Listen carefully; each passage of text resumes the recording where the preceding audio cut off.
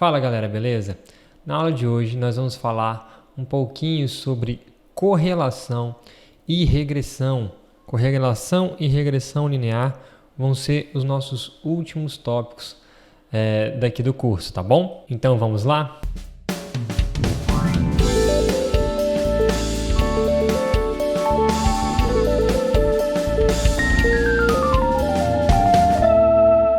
Bom, vou começar falando com vocês um estudo de caso, só para vocês terem uma motivação de por que estudar correlação e regressão linear. Então aqui temos uma empresa chamada Aliança Data Systems, que oferece processamento de transações, serviços de crédito e serviços de marketing a clientes do crescente segmento da gestão de relacionamento com o cliente. Bom, os clientes da ADS concentram-se em 4 setores: varejo, petróleo / loja de conveniências, serviços públicos e transportes. Bom, em 1983, a Allianz começou a oferecer serviços de processamento de crédito para os setores varejistas, petrolíferos e de restaurantes. Atualmente, a empresa emprega mais de 6.500 funcionários que prestam serviços a clientes de todas as partes do mundo. Bom, operando mais de 140 mil terminais de ponto de venda somente nos Estados Unidos, a ADS processa mais de 2,5 bilhões de transações anualmente. A empresa classifica-se em segundo lugar nos Estados Unidos como prestadora de crédito. Bom, continuando o estudo de caso, considerando que seu banco de dados contém informações sobre hábitos de compra de mais de 100 milhões de consumidores sobre hábitos de compra, a ADS pode direcionar aos consumidores o que mais lhes interessaria de uma promoção por mala direta. Bom, o grupo da ADS ela utiliza análise de regressão, que é o tema que a gente vai estudar, para construir modelos que possam medir e prever a receptividade dos clientes a campanhas de marketing direto. Então, a parte de regressão, a gente vai estudar associação de variáveis, tá?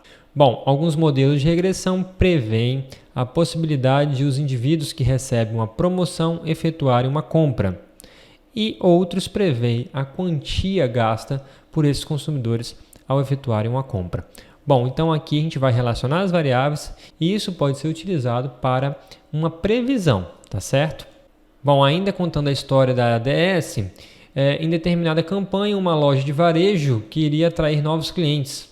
Para prever o efeito da campanha, os analistas selecionaram uma amostra do banco de dados dos consumidores, enviaram materiais promocionais a indivíduos selecionados e depois coletaram dados sobre a transação indicadas nas respostas dadas pelos consumidores. Foram coletados dados amostrais sobre o valor da compra efetuado pelos clientes que responderam à campanha, além de uma série de variedades específicas ao cliente que era considerado úteis na previsão das vendas.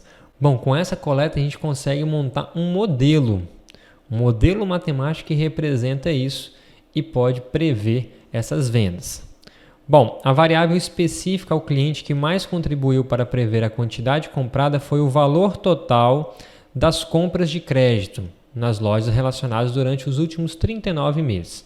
Então, ele determinou um período e fez análise para aquele período. Então, aquela regressão, aquela análise, aquele modelo matemático vai funcionar para aquele período que ele está utilizando, tá certo? Bom, continuando aí. Então, os analistas desenvolveram uma equação, isso aqui é chamada regressão linear, que estima o valor da compra ao montante gasto em lojas. Então, está aqui o modelinho e a gente pode relacionar esse modelo com os intervalos de confiança, com o nível de confiança que a gente tem desse modelo. E também testar hipóteses sobre esse modelo. Então, aqui o Y é chamado o valor da compra e o X o montante gasto em lojas afins. Bom, usando essa equação, poderíamos prever que alguém que gastou 10 mil durante 39 meses em lojas afins gastaria 47,20 dólares ao responder à promoção de mala direta. Bom, isso aqui é uma aplicação que a gente pode utilizar usando aí a nossa técnica de correlação e regressão que eu vou falar para vocês.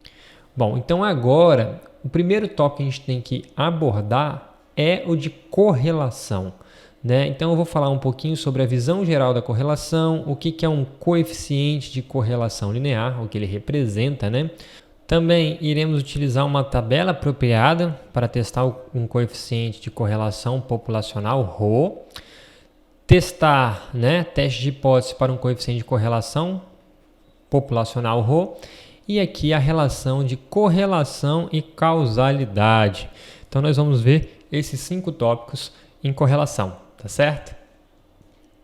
O que você deve aprender? Uma introdução à correlação linear, variáveis independentes e dependentes e os tipos de correlação. Nós vamos ver também como calcular um coeficiente de correlação, como testar o coeficiente de correlação populacional Rho usando a tabela e como realizar um teste de hipótese para o coeficiente de correlação populacional Rho e como distinguir correlação de causalidade, tá certo? Então vamos lá iniciar o nosso primeiro tópico.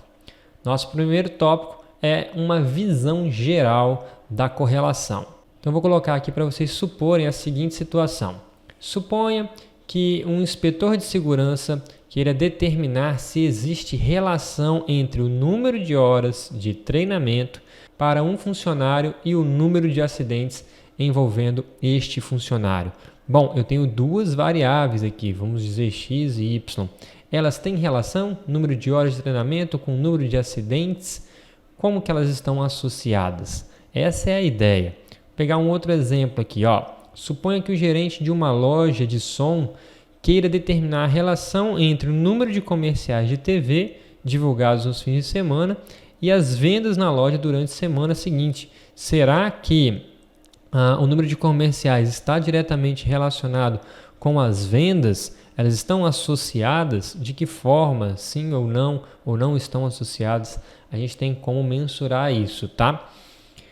Então eu trago a definição aí da correlação. Uma correlação é uma relação entre duas variáveis.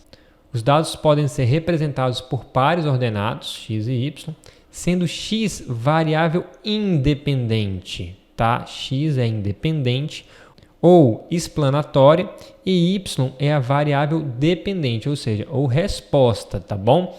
Então, por exemplo, eu tenho ali uma equação de reta, né? Vamos supor aqui, essa variável x ela é a variável independente e y é a variável dependente. Vamos supor aqui que o número de comerciais x influencia na variável dependente vendas, tá? Então a gente pode relacionar uma com a outra. Um outro conceito muito utilizado aqui é o diagrama de dispersão, que a gente já viu lá em estatística descritiva, né? O diagrama de dispersão ele existe para auxiliar se há uma correlação linear ou não, né? Ou seja, se há uma associação linear entre duas variáveis. Bom, a gente pode ter basicamente esses tipos aí de correlação, correlação linear negativa, ou seja, conforme x cresce, y diminui, tá vendo que tem uma tendência aqui. Podemos ter também uma correlação linear positiva, conforme x cresce, y também cresce. Podemos ter uma não correlação, né? Não há correlação, ou seja, tudo espalhado, os pontinhos, então não consigo ver um padrão. E também podemos ter uma correlação que não seja linear, igual está aqui, a gente vê que é uma parábola, né? Então não é uma correlação linear. Então podemos ter também diversos tipos de correlação, tá? O que a gente vai trabalhar aqui vai ser somente a linear.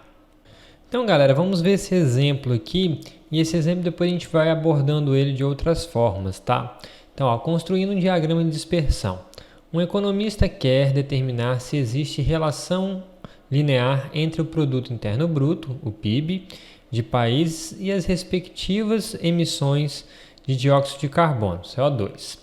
Os dados encontram na tabela aqui ao lado, né? Exiba os dados em um diagrama de dispersão e descreva o tipo de correlação. Então eu tenho aqui o PIB e eu tenho a emissão de CO2.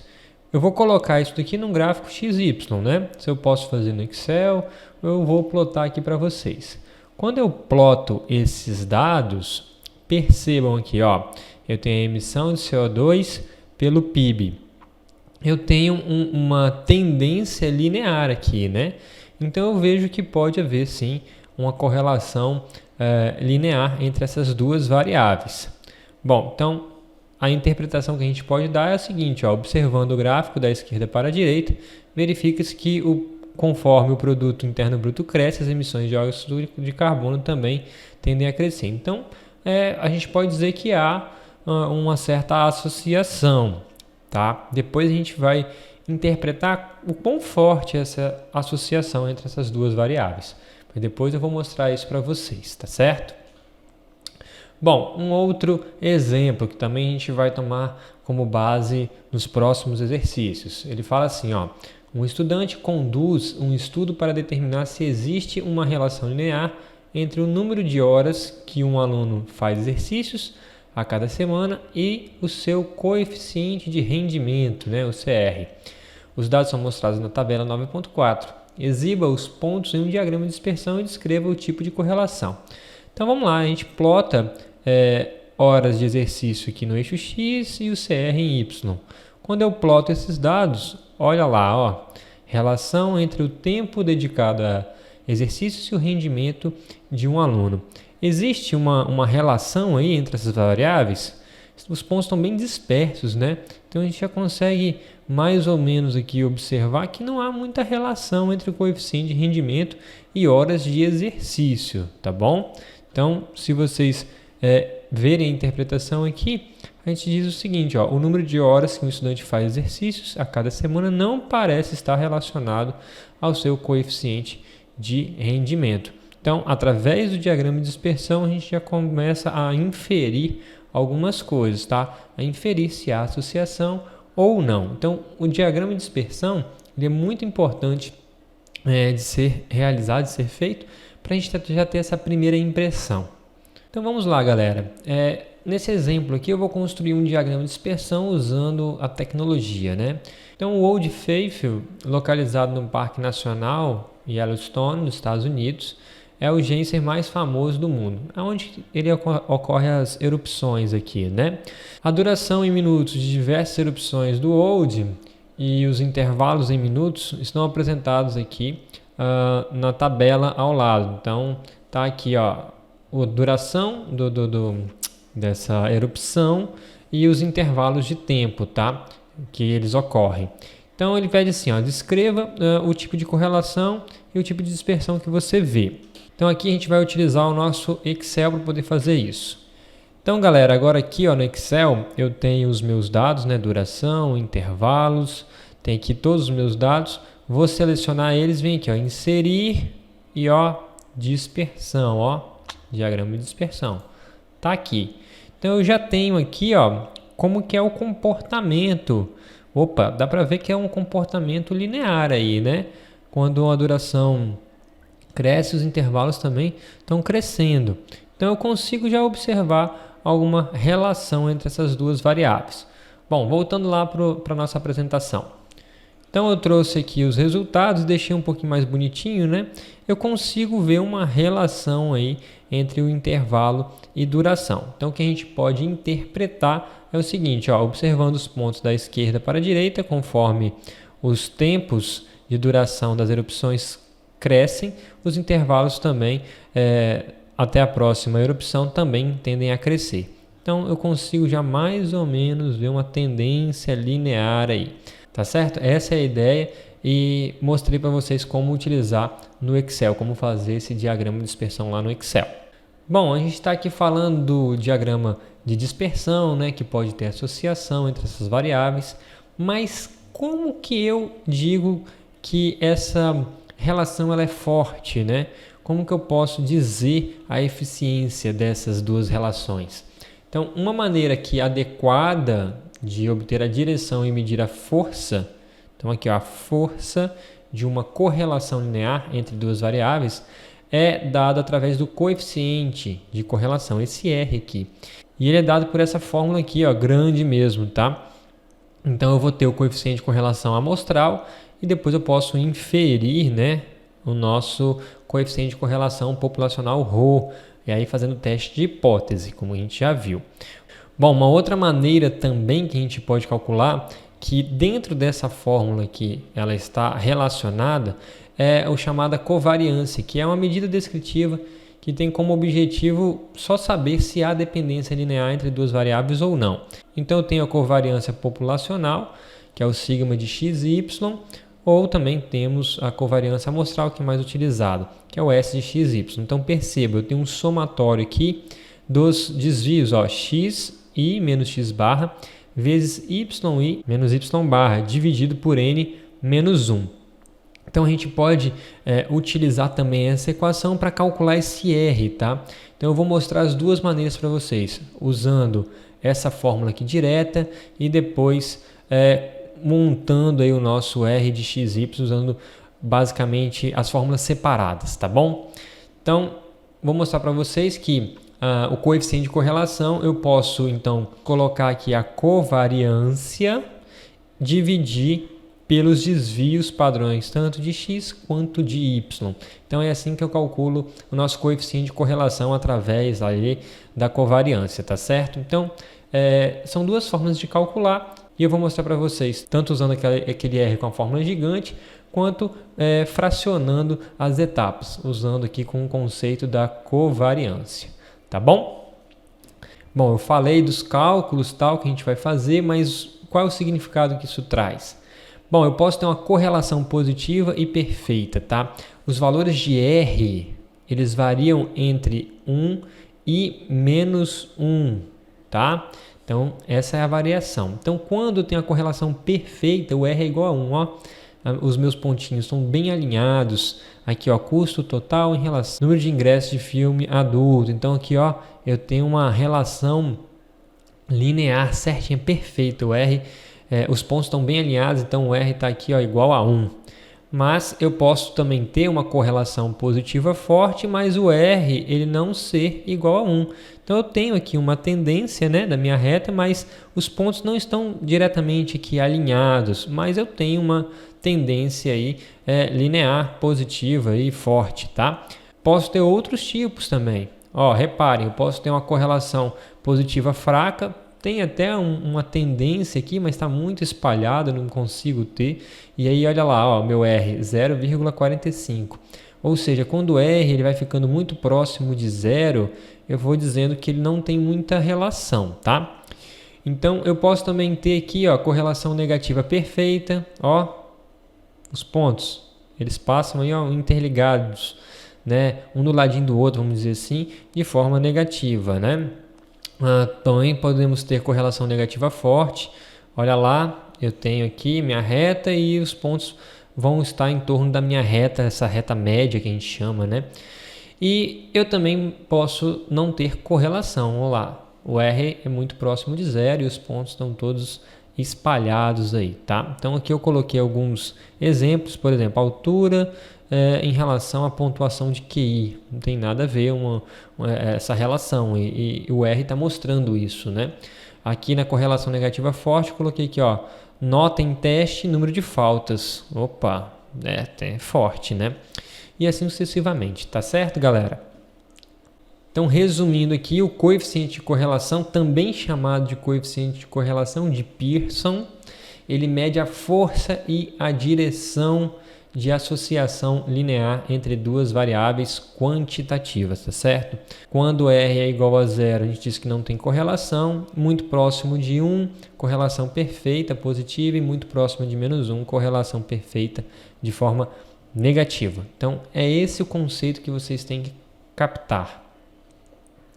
Bom, então vamos fazer aqui exercícios para poder exemplificar aí como que a gente calcula o coeficiente de correlação, tá certo?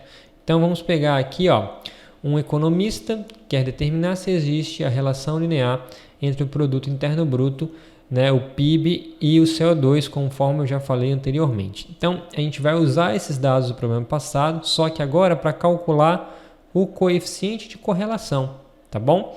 Então a gente vai começar a calcular isso aqui tudo.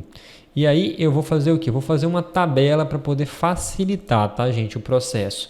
Então aqui a gente vai usar aquela conta daquele Rzão grande, tá?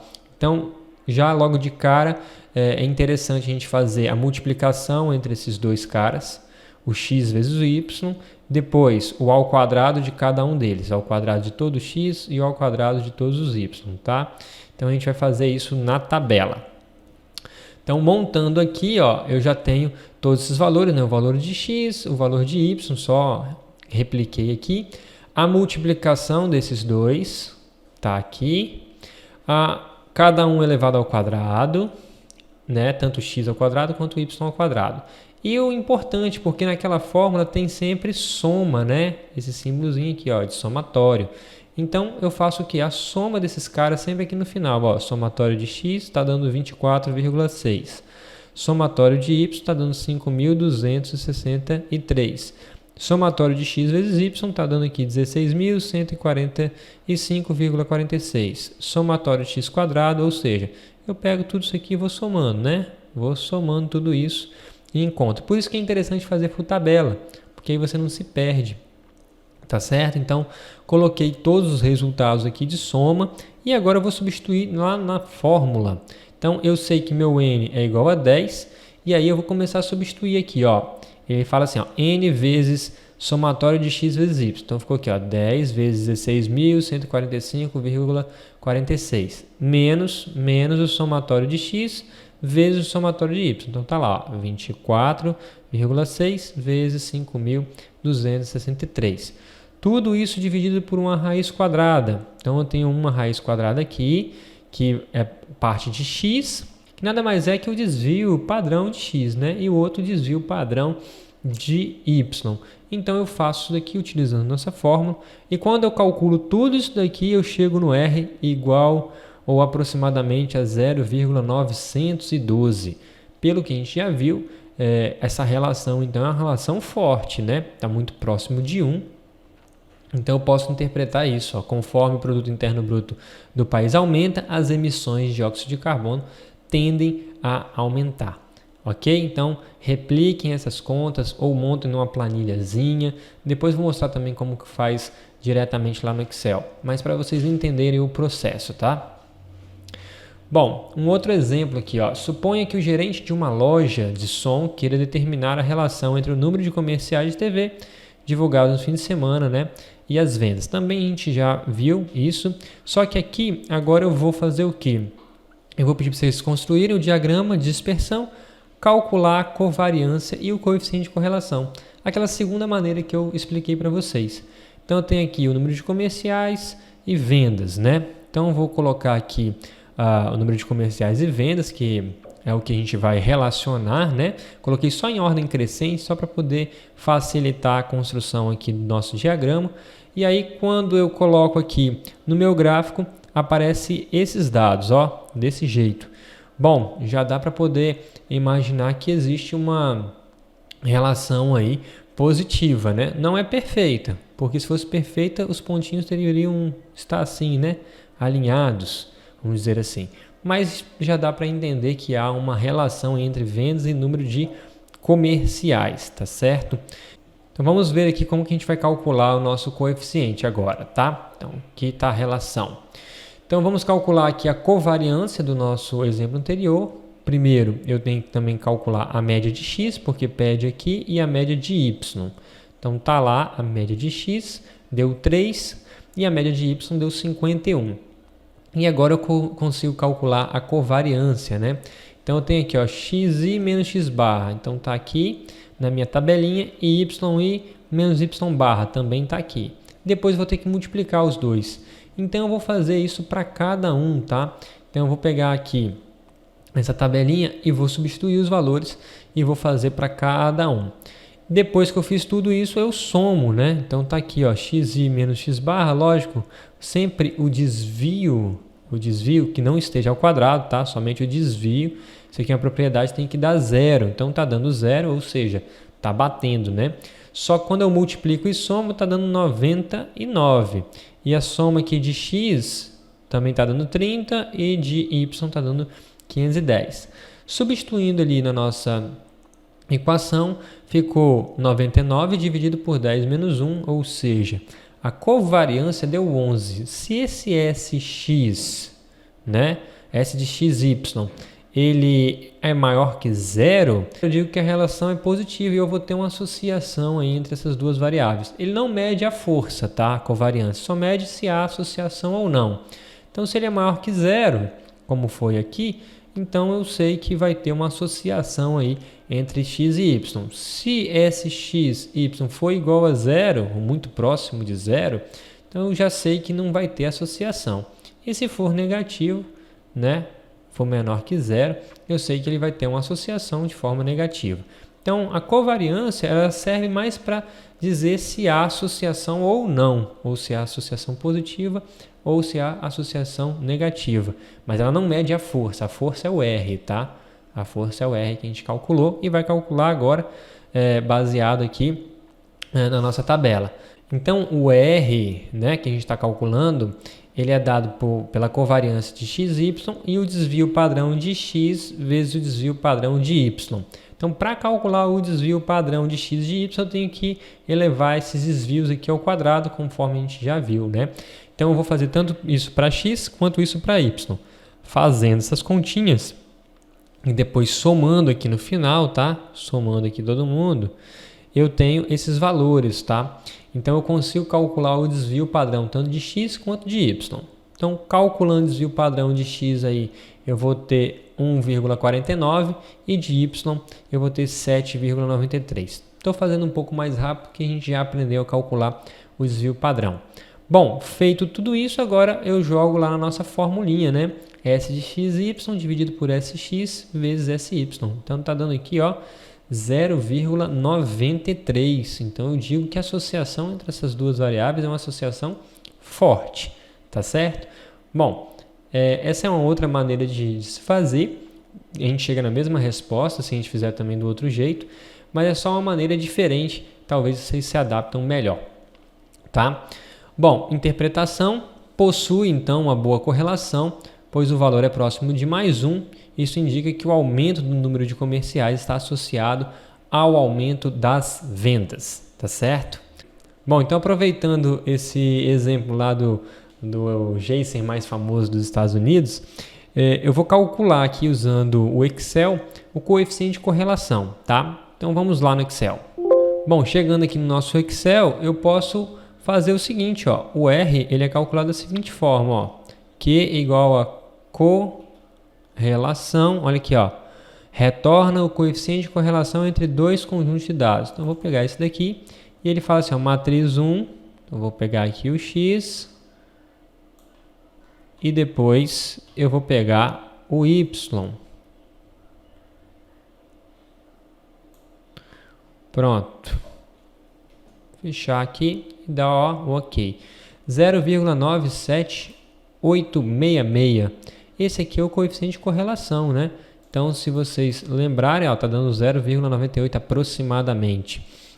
Então, galera, é assim que faz o coeficiente de correlação no Excel. Voltando lá para o nosso exemplo. Então, eu tenho aqui o coeficiente de correlação que eu calculei, né? Então, eu posso interpretar e conforme a duração das erupções aumenta, o tempo até a próxima erupção tende a aumentar. E perceba, é uma relação quase perfeita, né? 0,97 ou aproximadamente 0,98. Bom, então agora aqui vocês já aprenderam também como calcular o coeficiente de correlação usando a tecnologia, tá certo? Bom, galera, agora a gente vai usar uma tabela apropriada para testar o coeficiente de correlação populacional ρ, tá bom? Então a gente estava trabalhando com o nosso coeficiente de correlação amostral, que é o R, e agora a gente vai trabalhar através da tabela, né? Ver se é significativo ou não o coeficiente de correlação populacional, e aí a gente usa a letra grega, letra ρ, tá certo? Bom, então em vez de calcular o R, né, que é o coeficiente de correlação amostral, você deve determinar se há evidência suficiente para decidir se o coeficiente de correlação populacional ρ é significativo. Então, para que o coeficiente de correlação seja significativo, seu valor absoluto em geral deve estar aqui próximo de 1. Vão anotando essas observações, tá?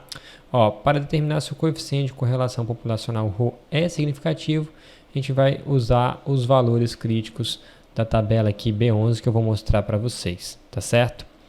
Bom, então aqui a gente tem algumas instruções para poder testar o coeficiente de correlação Rho. Primeiro, determine o número de pares de dados na amostra. Beleza. Determinar o valor de n, tá bom? Então, segundo, especifique o nível de significância, ou seja, o valor de alfa. Encontre o valor crítico, né, na tabela B11 que eu vou mostrar para vocês. Decida se a correlação é significativa, ou seja, se R, né, se o valor em módulo de R é maior que o valor crítico, então a correlação é significativa. Caso contrário, não há evidência suficiente para concluir que a correlação é significativa. Então, anotem aí, ó, o módulo de R tem que ser maior que o valor crítico lá da tabela. E, por fim, interprete a decisão no contexto da afirmação original. Bom, essa aqui é a tabela, botei ela deitada aí para poder caber todos os valores, tá bom? E a gente vai fazer um exemplo para poder mostrar para vocês como que utiliza. Bom, então a gente vai pegar lá aquele exemplo lá da Old Faultful, né? Então a gente já sabe que a correlação dela é aproximadamente 0,98, foi o que a gente descobriu, não foi? Então agora a gente vai fazer o seguinte, ó. Você usou 25 pares de dados para encontrar o R aproximadamente aqui 0,979, aproximadamente 0,98. O coeficiente de correlação é significativo? Use alfa igual a 0,05. Então, essa aqui é a pergunta que a gente vai responder agora. Então, através dos dados. Então, beleza. O que a gente vai fazer? A gente vai lá na tabela B11. Vamos olhar o alfa. Está aqui 0,05. E vamos olhar o N. Aqui não é grau de liberdade não, tá, gente? Aqui somente o N.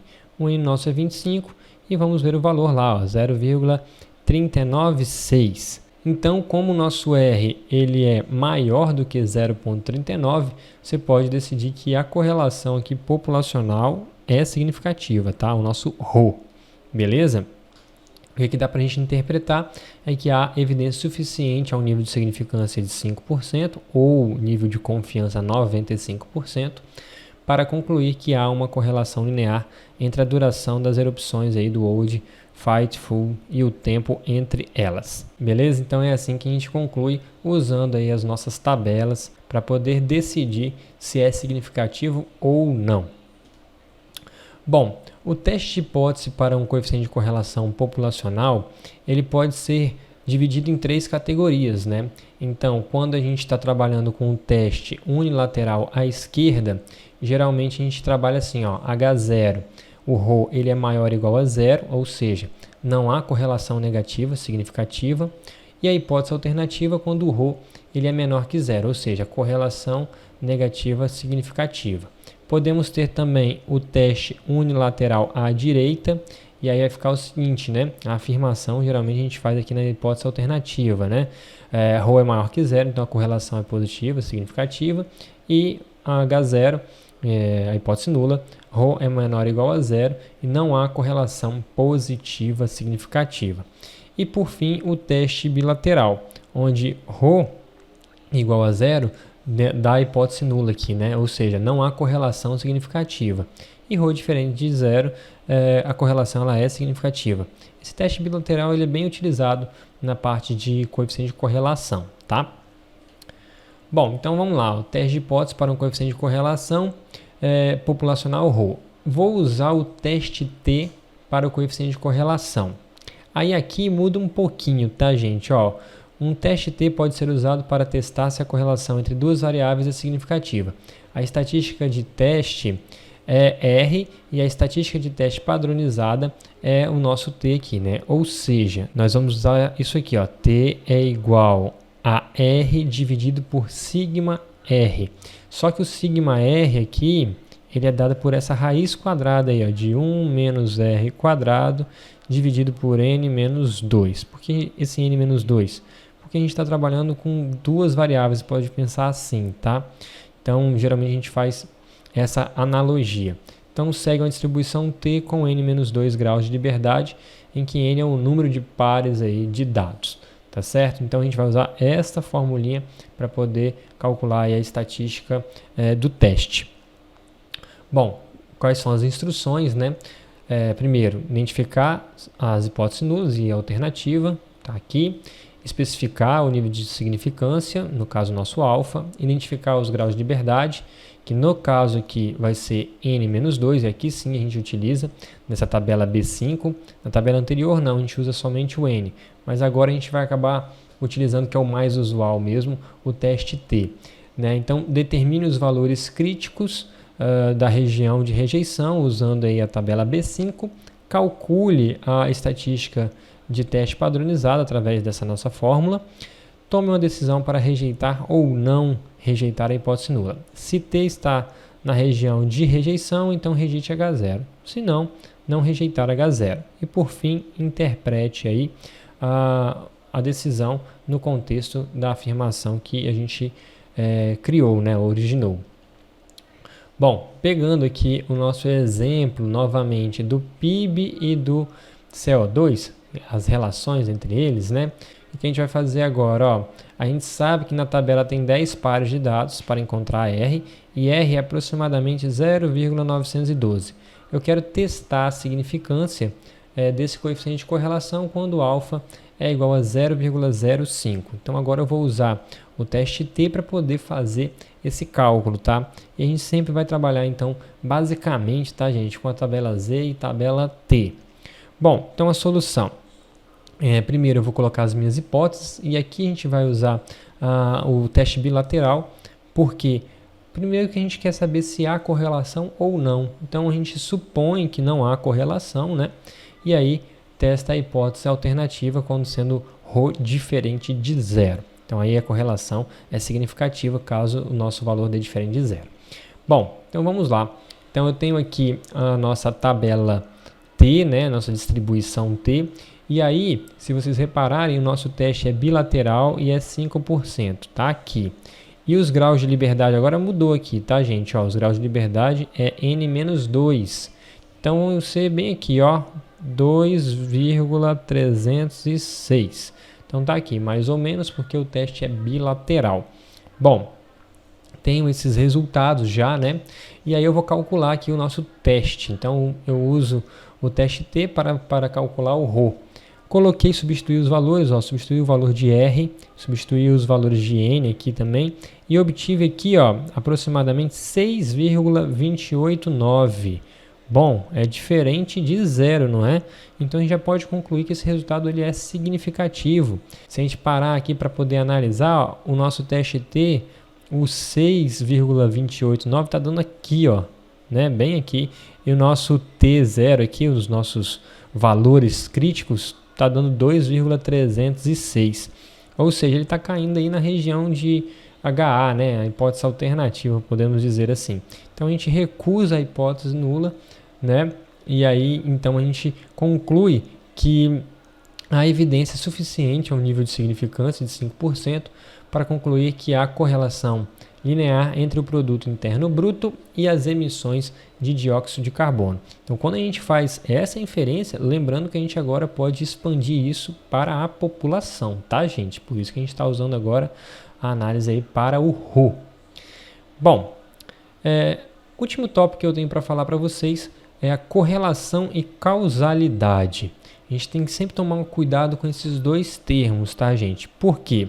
Vou colocar aqui algumas coisas para a gente discutir. O fato de duas variáveis serem fortemente correlacionadas não implica em si numa relação de causa e efeito entre elas. Isso aqui é muito importante, eu vou mostrar alguns exemplos para vocês. Um estudo mais profundo é usualmente necessário para determinar se há uma relação causal, né, entre as variáveis ou não. Bom, quando há uma correlação significativa entre duas variáveis, um pesquisador deve considerar as seguintes possibilidades. Eu vou discutir aqui com vocês essas possibilidades. Vamos pegar a primeira aqui, ó. Há uma relação direta de causa e efeito entre as variáveis. Um exemplo, ó, ou seja, x causa y. Como assim? Será que x causa y? Então considere a relação do PIB, que a gente viu, e as emissões lá de CO2, que foi discutida aí ao longo do texto, né?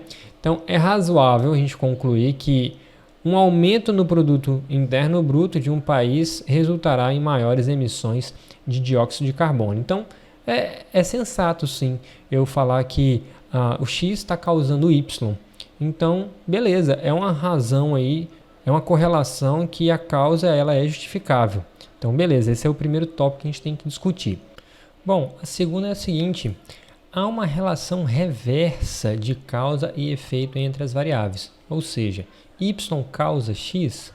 Por exemplo, quanto maior for a colheita de café em um ano, menor será o preço. Isso aqui é a lei da oferta e da procura. Então, posso ter essa relação também reversa de causa e efeito entre as variáveis, tá certo? Bom, uma terceira é o seguinte: é possível que a relação entre as variáveis possa ser causada por uma terceira variável, ou talvez pela combinação de diversas outras variáveis. Vamos pegar esse exemplo aqui, ó. Considere os salários e a média de público por jogo em casa para os times da maior liga aí de beisebol. Então, embora essas variáveis tenham uma correlação linear positiva, então podemos duvidar que só porque o salário de um time decresce, a média de público por jogo em casa também decrescerá. A gente tem que desconfiar disso, né? Será? Então, a relação é devida provavelmente a outras variáveis. Então, a gente pode ter outras variáveis, né? E podemos também ter, no caso lá na frente que a gente poderia falar de regressão linear, mas podemos ter também regressão múltipla, tá, gente? Múltipla, que aí envolve outras variáveis, como a economia, os jogadores no time e se o time está ou não ganhando partidas. Então, variáveis que têm um efeito nas variáveis em estudo, mas não estão aqui incluídas neste estudo. Então, elas são chamadas de variáveis omitidas. Bom, só para poder deixar um pouco mais claro, quando envolve mais variáveis, né, a gente pode trabalhar com o chamado multivariado, tá? Mas só que a gente não vai trabalhar neste curso, mas existe a possibilidade, tá? Colocar outras variáveis para melhorar esse efeito, para descrever melhor esse efeito, tá? No caso aqui, a relação de salário e a média aí de público por jogo, né? Então, tem essas outras situações também. Bom, um último tópico aqui que é bem interessante, que geralmente a galera acaba, se não tomar cuidado, acaba caindo, tá? É o seguinte, ó, é possível que a relação entre duas variáveis seja uma coincidência? Bom, pior que existe, tá? Então, vamos olhar direitinho. Vou colocar alguns exemplos para vocês entenderem melhor isso, ó. Embora seja possível encontrar uma correlação significativa entre o número de espécies de animais que vivem em certas regiões e o número de pessoas que têm mais de 2 carros nas mesmas regiões, é altamente improvável que existe entre as variáveis alguma relação de causalidade. Então, a relação provavelmente é uma coincidência, também é conhecida por correlação espúria. Vou mostrar umas outras correlações aqui que são coincidências. Ó, é até engraçado. Ó, a correlação não implica em causalidade. Eu tenho aqui vendas de sorvete com ataques de tubarão. Então, ó, as vendas de sorvete e os ataques de tubarão aumentam no verão americano. Apesar de não haver correlação entre as variáveis, uma não causa a outra. Então, perceba, elas têm uma correlação forte, tá?